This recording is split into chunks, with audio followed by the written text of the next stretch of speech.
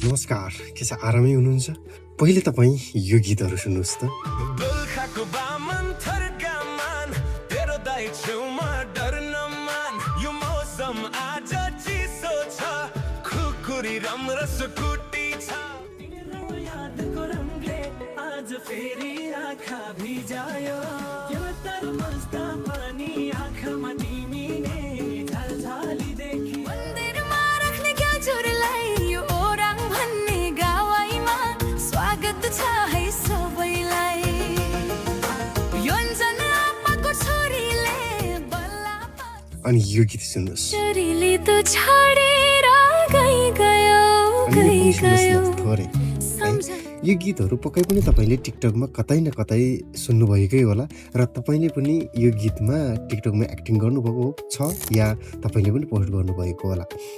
यो गीतहरू मैले टिकटकमा राख्दै गर्दाखेरि धेरै साथीहरूको के अनुरोध आयो भने मलाई पनि गीत बनाइदिनु न, र धेरै साथीहरूले लिरिक्स पनि लेखेर पठाउनु भयो। त्यो सबै कुरा मैले एक बाई एक गर्दै गीतहरू बनाउन असम्भव जस्तै देखियो। धेरैजनाको रिक्वेस्ट आइसकेपछि र धेरैले सोध्नु पनि भएको छ यस्तो गीत चाहिँ एआईबाट कसरी बनाउने भनेर।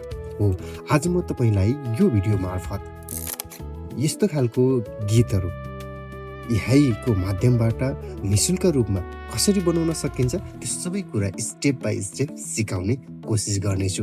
भिडियोलाई अन्तिमसम्म हेर्नुहोला र तपाईँले पनि यस्तै खालको लय राखेर आफ्नो शब्दमा चाहिँ गीतहरू बनाउन सक्नुहुन्छ र त्यो क्रिएट गरिसकेपछि युट्युब अनि त्यसै गरी फेसबुक टिकटकहरूमा जता पनि राख्न सक्नुहुन्छ। suno.ai सर्च गर्नुहोला। suno.ai सर्च गरिसकेपछि एक खालको एउटा साइट देख्न सक्नुहुन्छ तपाईँले suno.com भनेर। त्यो suno.com मा क्लिक गर्नुहोला। क्लिक गर्ने बित्तिकै तपाईँलाई थोरै पपअप आउँछ र तपाईँले चाहिँ आफ्नो गुगल आइडीमा लिङ्क गर्नुपर्ने हुन्छ। त्यो गुगल आइडीबाट चाहिँ तपाईँले आफ्नो अकाउन्ट क्रिएट गर्नुपर्ने हुन्छ र यति गरिसकेपछि तपाईँको सुनो एआई होम इन्टरफेस चाहिँ यस्तो खालको देखिन्छ। तपाईँले मेरो ल्यापटपमा देखिरहनु भएको छ र सेम प्रक्रिया चाहिँ तपाईँले फोनमा पनि गर्न सक्नुहुन्छ। फोनमा क्रोम ब्राउजर ओपन गर्ने, सुनो एआई सर्च गर्ने र यो साइटलाई ओपन गर्ने। अब यहाँ देख्न सक्नुहुन्छ क्रिएट भन्ने अप्सन। यो क्रिएटमा चाहिँ तपाईँले एकचोटि क्लिक गर्नुहोला। क्रिएटमा क्लिक गरिसकेपछि यहाँ देख्न सक्नुहुन्छ मैले धेरै गीतहरू चाहिँ बनाएको छु र यो गीतहरू मैले धेरैवटा टिकटकमा पनि अपलोड गरेको छु। तपाईँहरूले सुन्नुभएको छ र हेर्नु पनि भएको छ, है?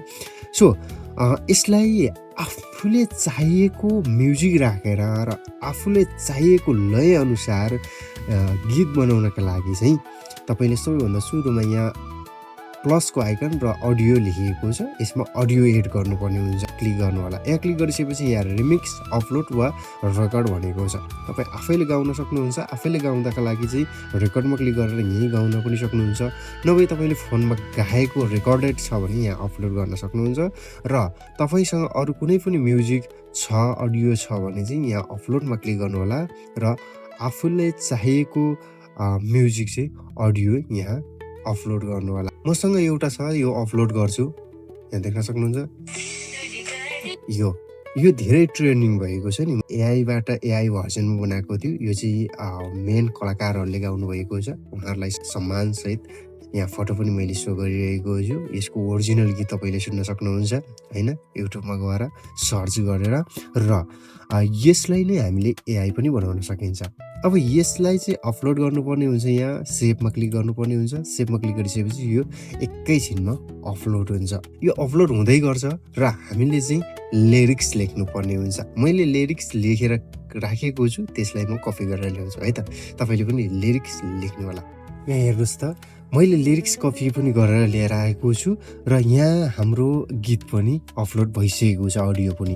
यसलाई अब यही लयमा हाम्रो लिरिक्स चाहिँ यो एआईमा बनाउनका लागि चाहिँ यहाँ तपाईँले देख्न सक्नुहुन्छ यहाँ चाहिँ रिमिक्स एडिट भनेको छ।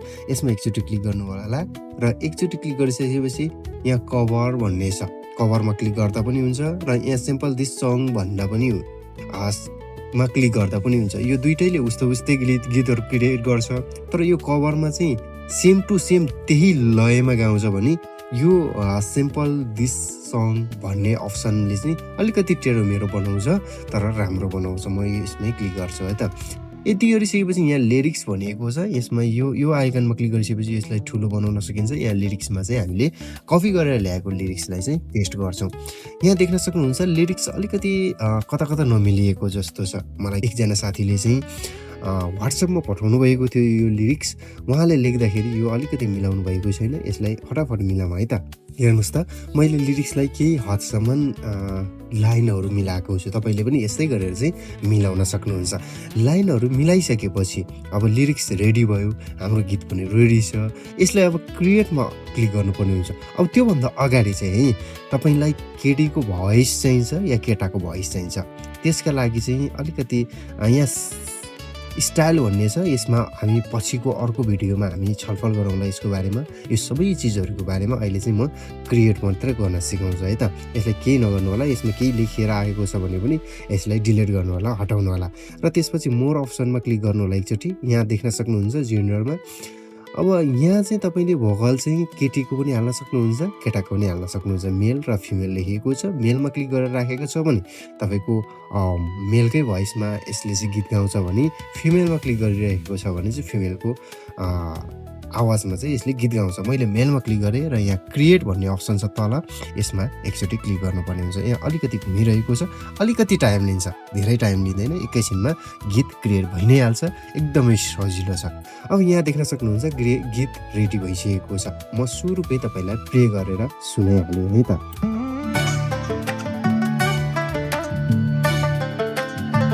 धेरै राम्रो छ। रामदुमका हिरो छ, कोही छैन छामे जिरो छ। रामदुमका हिरो छ, कोही छैन छामे जिरो छ। जान्डुमा तुम्बा सुकुटे, दान्ना छ छाम्पाती ढुकुटे। गिटार तगारा बेलैमा, जरा है जोबान खायालैमा। रामदुमको हिरो छ, यहाँ हेर्नुहोस् त, यो अलिकति गीतको लिरिक्स बनाउने क्रममा यो जुन चाहिँ अलिकति मिलेको छैन, यो मिलायो भने झनै राम्रो हुन्छ। यहाँ देख्न सक्नुहुन्छ त भनेको ठाउँमा ता छ होइन। यो लेखिएको चिजहरू मिलाउनु पर्ने हुन्छ। मैले जस्तोको त्यस्तै कपी गरेको हो। यो मिलायो भने झनै राम्रो सुनिन्छ। अब पहिलो गीत, यसले दुईटा गीत क्रिएट गरेको छ। अर्को दोस्रो पनि सुनिहेरौँ न त कस्तो भयो। कोही छैन छामे जिरो छ। रामदमा तुम्बा सुकुटी, दान्ना छ छाम्पाती ढुकुटी। विचार तगारा बेलैमा, जरा है जोबान खायालैमा। रामदम हिरो छ, गाउँपुरा टुङ्गाको गाइरहन्छ। धेरै राम्रो छ नि होइन। यस्तै गीत तपाईँले पनि बनाउन सक्नुहुन्छ। अब यसलाई हामीले डाउनलोड गर्नुपर्ने हुन्छ। डाउनलोड गर्नको लागि यहाँ पर छेउमा 3 डट देखिरहनु भएको छ। यहाँ क्लिक गर्नुपर्ने हुन्छ र यहाँ तल डाउनलोड भन्ने अप्सन छ र यहाँ MP3 अडियो भनेको छ।